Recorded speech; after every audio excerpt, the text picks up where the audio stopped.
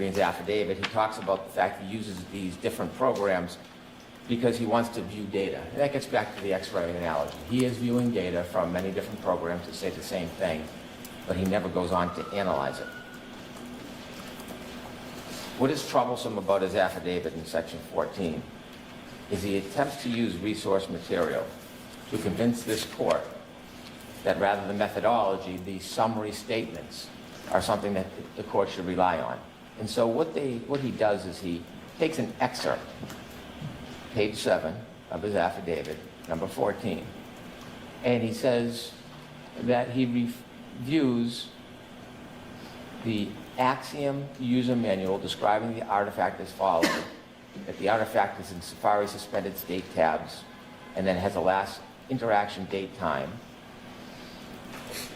and the date and time of the current tab state when it was last interacted with on the local device. And so he's taking a piece of the manual, they don't introduce the manual, and he tries to use that to buttress that this search happened at 227.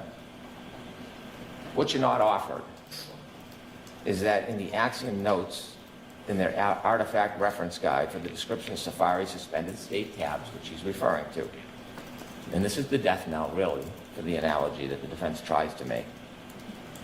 The Safari suspended tabs contains the current state of each browser tab in Safari that is currently open on the local device.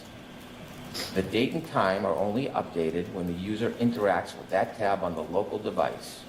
Since these are local tab states, results from the artifact may contain an earlier date and time compared to the results in the Safari history artifact if iCloud Safari synchronization is enabled across multiple devices on one iCloud account.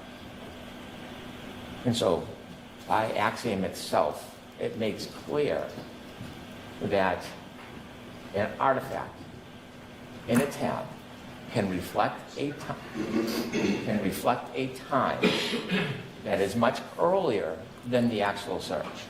And this has been presented to the court, and we've provided the trial transcripts of Ms. Hyde and Mr. Whiffen.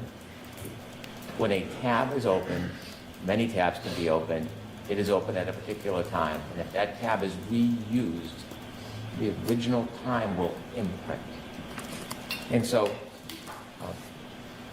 certainly Mr. Green knows of the Commonwealth's argument. He knows of the opinions by Mr. Whiffen and Ms. Hyde, because he takes shots at them or makes mention of them in his report.